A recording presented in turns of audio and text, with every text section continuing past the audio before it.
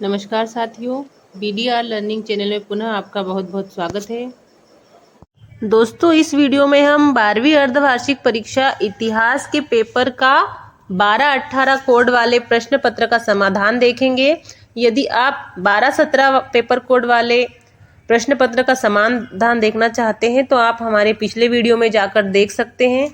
चलिए शुरू करते हैं। यदि आपका यही कोड वाला प्रश्न पत्र आया है तो आप आपके उत्तर इस वीडियो के माध्यम से मिलान कर सकते हैं। और यदि आप आने वाले समय में प्री बोर्ड एवं वार्षिक परीक्षा की तैयारी हेतु मॉडल प्रश्न पत्र देखना चाहते हैं तो हमारे चैनल को सब्सक्राइब कर लीजिएगा। बहुत ही शीघ्र हम मॉडल पेपर अपलोड कर देंगे चैनल पर। चलिए शुरू करते हैं इस पेपर का सॉल्यूशन। पहला प्रश्न आपका था, महाभारत रिक्त स्थान भाषा में रचित है। महाभारत जो है वो संस्कृत भाषा में रचित है। ऑप्शन बी आपका सही उत्तर हो जाएगा।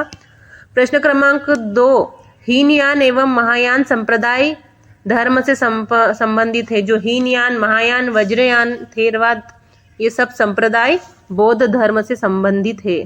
सही उत्तर आ जाएगा ऑप्शन अ। तीसरा है, बीजक में उपदेश संग्रहित है।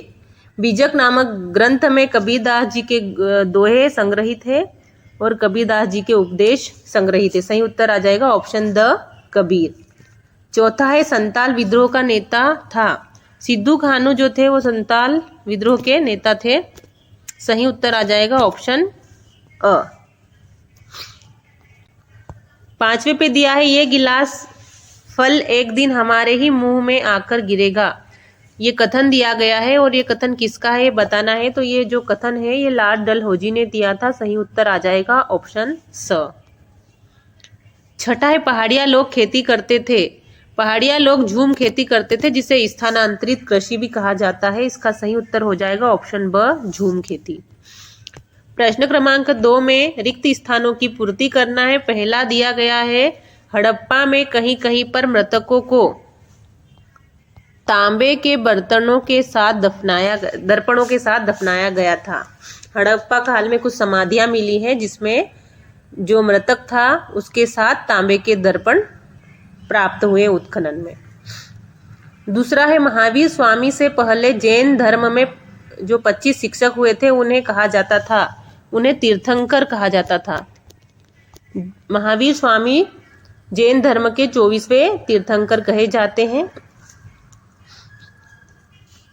अगला है, गुप्त काल में चीनी यात्री आए थे भारत, उनका नाम था फाहियान। अगला है, प्रथम सहस्त्राब्दी में जो प्रथम सहस्त्राब्दी थी उसमें मिस्र और यूनानी भारत आए थे। मिस्र और यूनानी व्यापारी, मिस्र और यूनानी व्यापारी समुद्र के रास्ते पश्चिम भारत आए थे। पांचवा है, कृष्णदेव राय का संबंध। कृष्णदेव राय विजयनगर के राजा थे जिनका संबंध तुलु वंश से था। अगला है, रिक्त स्थान जिसके दफ्तर पर पूरे मुगल राज्य की वित्तीय व्यवस्था की देखरेख की जिम्मेदारी थी, उन्हें कहते थे दीवान। दीवान के दफ्तर पर पूरे मुगल राज्य की वित्तीय व्यवस्था की देखरेख की जिम्मेदारी थी। प्रश्न क्रमांक 3 पर सत्य असत्य लिखना है। पहला दिया है, हड़प्पा स्थलों से मिले अनाज के दानों में गेहूं, जौ, दाल, सफेद चना तथा तिल शामिल है। ये सत्य कथन हो जाएगा। दूसरा है, रेशम के बुनकरों की एक श्रेणी का वर्णन उज्जैन के अभिलेख से प्राप्त होता है। सत्य कथन है। उज्जैन में जो मंदसौर है वहां से प्राप्त हुआ है। तीसरा है, फ्रांसवा बर्नियर इंग्लैंड से भारत आया था। यह कथन असत्य हो जाएगा। बर्नियर जो थे वो फ्रांस से आए थे, ना कि इंग्लैंड से। फ्रांसीसी यात्री थे बर्नियर। चौथा है, शेख मोइनुद्दीन चिश्ती की दरगाह आगरा में स्थित है। यह कथन भी असत्य हो जाएगा। शेख मोइनुद्दीन चिश्ती जो एक इस्लामिक दार्शनिक थे, उनकी दरगाह अजमेर जो कि राजस्थान में है वहां पर स्थित है, ना कि आगरा में। पांचवा है, विजयनगर साम्राज्य की स्थापना 2 भाइयों हरिहर और बुक्का द्वारा 1336 में की गई थी। यह सत्य कथन है। छठा है, जजमानी प्रणाली बंगाल में प्रचलित थी। ये भी सत्य कथन है। प्रश्न क्रमांक 4 में सही जोड़ी का मिलान करना है। पहला है मेगस्थनीज। मेगस्थनीज ने इंडिका नामक पुस्तक लिखी थी, मौर्य काल से संबंधित है ये, चंद्रगुप्त मौर्य। दूसरा है कौटिल्य। कौटिल्य जो चंद्रगुप्त मौर्य के गुरु कहे जाते हैं, उन्होंने अर्थशास्त्र नामक ग्रंथ की रचना की थी। तीसरा है इब्न बतूता की यात्रा का विवरण है। रेहला जो है वो इब्न बतूता की यात्रा का विवरण है। चौथा है फ्रांसीसी बुकानन विवरण देता है, तो जोतदार का विवरण देता है।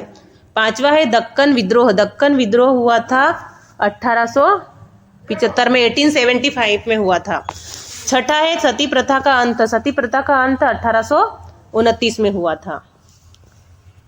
अगला है वर्धमान। वर्धमान शब्द का प्रयोग महावीर स्वामी के बचपन का नाम है वर्धमान, तो इसको मिलान करेंगे महावीर स्वामी से।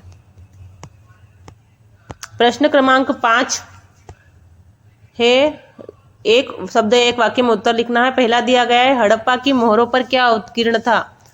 हड़प्पा की मोहरों पर विभिन्न जानवरों के चित्र थे और चित्राकार लिपि थी। चित्राकार लिपि जिसे अभी तक पढ़ा नहीं जा सका है, इसको चित्रात्मक लिपि भी कहा जाता है। दूसरा है प्रयाग प्रशस्ति की रचना किस काल में की गई थी। प्रयाग प्रशस्ति की रचना हरिसेन ने की थी, जो समुद्रगुप्त के दरबारी कवि थे। ये रचना गुप्त काल में की गई थी। तीसरा है अकबर के शासन काल में आईने अकबरी किसके द्वारा लिखी गई थी। ये प्रश्न आपके सेट जो अगला सेट हमने अपलोड किया है उसमें भी इस प्रश्न को आया था ये प्रश्न, तो इस प्रश्न को आप अच्छे से अध्ययन कर लीजिएगा। अबुल फजल जो है उन्होंने आईने अकबरी की रचना की थी। सही उत्तर हो जाएगा अबुल फजल। चौथा है तालीकोटा के युद्ध में विजयनगर की सेना का नेतृत्व किसने किया। तालीकोटा का युद्ध, जिसे राक्षसी तंगड़ी का युद्ध भी कहा जाता है, ये विजयनगर के राम राय और दक्कन के मध्य हुआ था।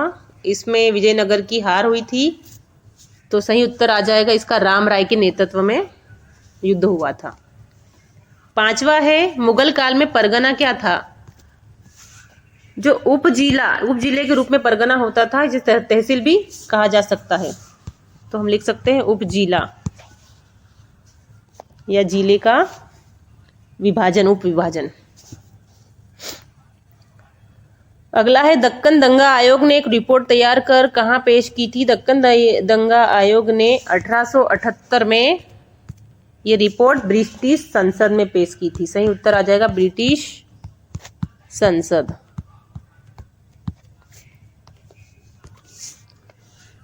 लास्ट वाला है संथालों को जमीन देकर कहाँ बसाया गया। संथालों को जमीन देकर सोहरबंज और गोड्डा जिलों में बसाया गया था, जिसको दामिने कोह भी कहा जाता है। दामिने कोह नामक स्थान पर बसाया गया था। आगे के जो प्रश्न है आप वीडियो से देखकर नोट कर सकते हैं। कल जो इतिहास का प्रश्न पत्र अपलोड किया था वो और ये वाला प्रश्न पत्र, दोनों प्रश्न पत्रों के समाधान आप देख लीजिएगा, और जो प्रश्न है उनके उत्तर भी देख लीजिएगा, क्योंकि आने वाले समय में ये आपके लिए हेल्पफुल साबित हो सकते हैं। इसी तरीके के अन्य वीडियो देखने के लिए चैनल को सब्सक्राइब कर लीजिएगा। वीडियो यदि आपको पसंद आया हो तो वीडियो को लाइक कीजिएगा और अपने सभी दोस्तों तक वीडियो को पहुंचा दीजिएगा। मिलते हैं नेक्स्ट वीडियो में। Thank you.